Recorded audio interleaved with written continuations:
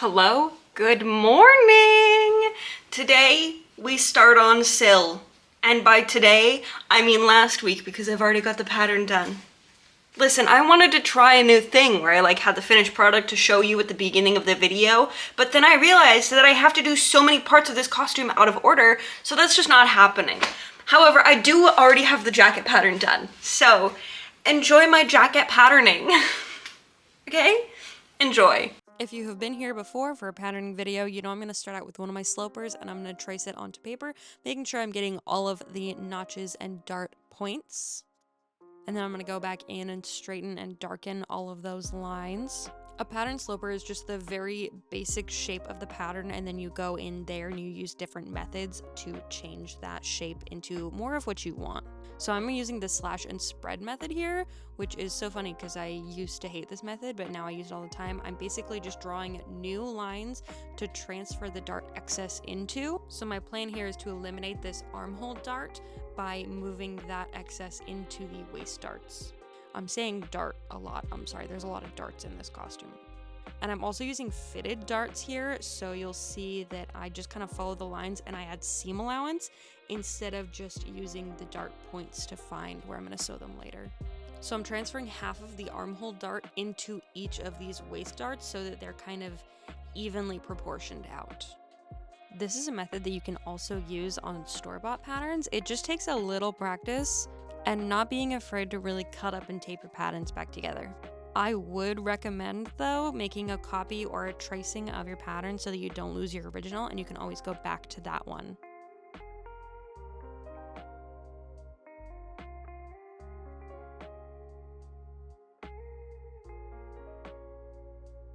So each of the darts gets a 1/4 inch seam allowance to finish them off, and you're seeing I'm making them really wiggly, and then I'm actually going to transfer the hem line, which is the hip line for this sloper, in so that I make sure that it is straight across both halves of this front pattern.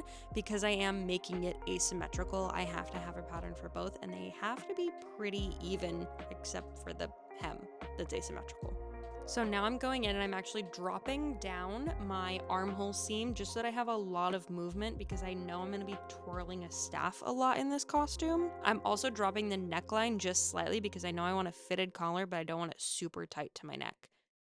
And because I want this jacket to have an overlap at the front, I am actually folding my pattern in half down the center front line, and then I'm going to trace the entire thing out with the tracing wheel so that I can find the right shape for that overlap on the jacket.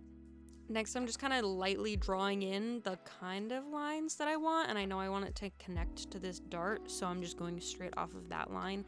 And then I'm just gonna kind of fuss around with it until I'm happy and darken the lines I'm happy with and erase the lines I'm not. Usually I would use a curve for this, but I actually really do want a nice straight point there. So I'm only using the straight ruler.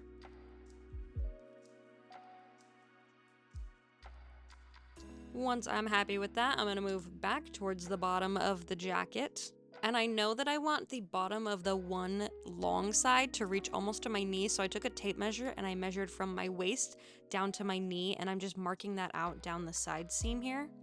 And then from there, once I am happy with my hem measurement on this side, I'm just going to kind of gently slope this curve in towards the center front.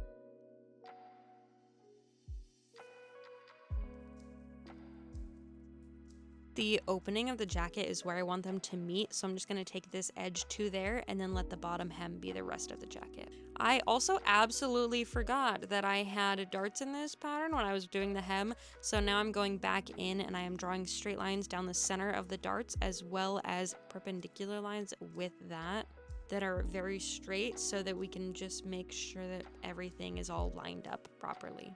I'm also not angling these, I just took them straight down from the waist point because I didn't want to actually take out any more material than needed on this hem. Because I know it's going over a slightly bigger skirt, I figure I'll actually have to add some material back into the side seam while I'm fitting it.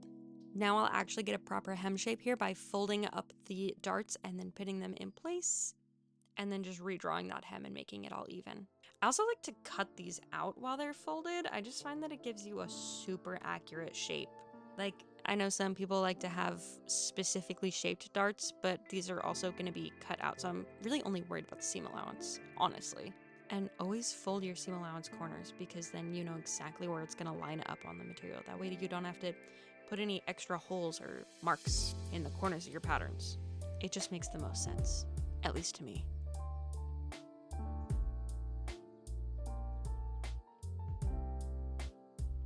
And because this jacket is going to be fully lined, I'm only giving myself a 1/4 inch seam allowance at the bottom hem. I figure I'll put like a facing or something in there, but really a 1/4 inch is all you need.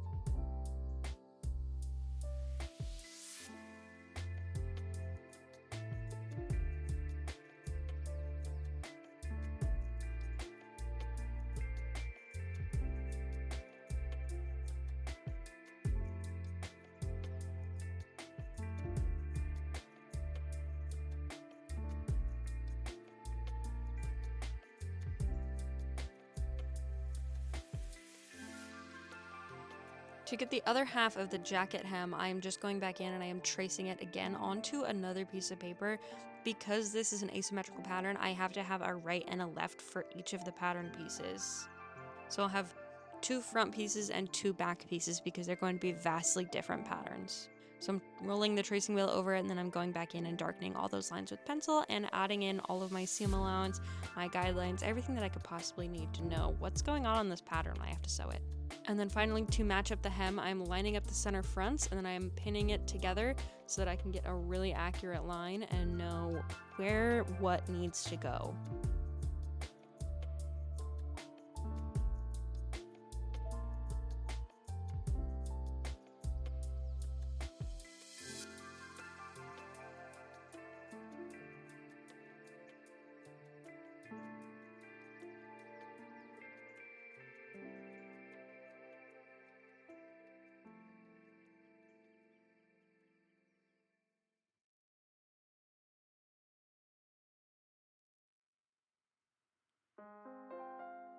I did the back piece very similarly, but I actually did leave the middle darts exactly how they are on the sloper. I didn't change those at all. And I'm just going in and making all of the correct changes to the armhole where I dropped it down and moved the neckline. I am also just walking the side seams here so that they are exactly the same, and I'm just tracing the front onto the back basically. Hi, welcome back. Okay, we're really gonna start jumping around now, I'm not going to lie. Like, maybe the skirt video came out first because that's part of the skirt. Maybe this video is coming out first, I don't know. But from here on out, we're gonna be kind of mixing steps because of the way I want this to fit, okay? Okay, this is just like, I mean, maybe I could have just done like a 1, 2, 3 kind of video, but that's not me. I'm gonna be like, pattern, okay, skirt, okay? But now, our steps are mixed. It's gonna be fine. It's fine, everything is fine. We're gonna get into the meat of the situation now, okay? We're getting to the bones. Now that I have the base pattern done, I cannot fit the jacket properly, at least on the hips, until I have the skirt pretty much done, or at least the base of the skirt done. So we're gonna be jumping around. You will not hear from me again until the skirt is done, although it's looking kind of done over there. Listen, I need to go buy some fabric, but I need to decide what to buy, okay? I guess I could like make the sample for the coat and just like have it ready for when the skirt is done too. I'll work on the coat.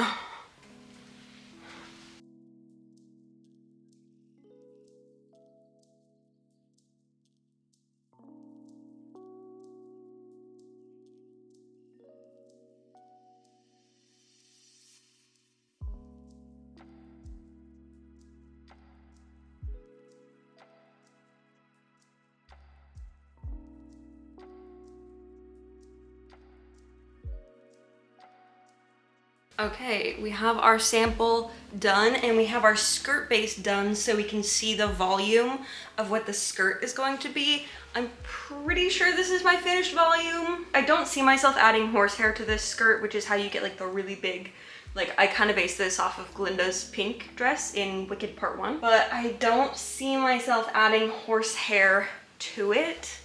So we're gonna throw this on and get started on our fitting. I know for sure that this is going to need shoulder pads. So I need to get some shoulder pads for it. But for now, I'm more worried about our side seams and the hem. Because I did have this on a while ago and I did not like the hem. Okay, yeah, so see, our issue here is gonna be solved with our shoulder pads. We definitely have to take out the side seams, so let's see. Yeah, I'm just gonna get an X-Acto knife because that's what I have right here, and I'm just gonna cut open the side seams real quick. I also was kind of toying with changing the hem. I had it pinned up for a while, and I think I still want to do that, so let me just recreate this line that I've already had on here for a while.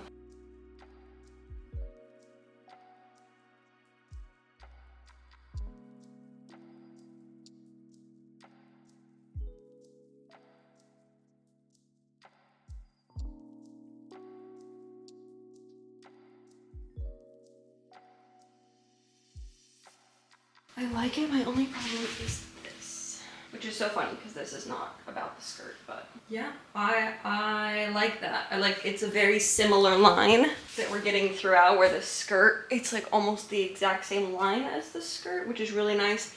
There's also taking this up this much further on this side is gonna save us a lot on actually this measurement fixed. I have to figure out how to get more volume into the sleeves because I want them like, boom, at the elbow, you feel me? So I think I have to learn how to do go days, which is so much fun, but we're going to save that for next time. We're gonna do alterations next time. We're going to copy this over to the pattern and figure it out and figure out what's next. So thank you for being here. I hope you have enjoyed this and I will see you next time. Bye.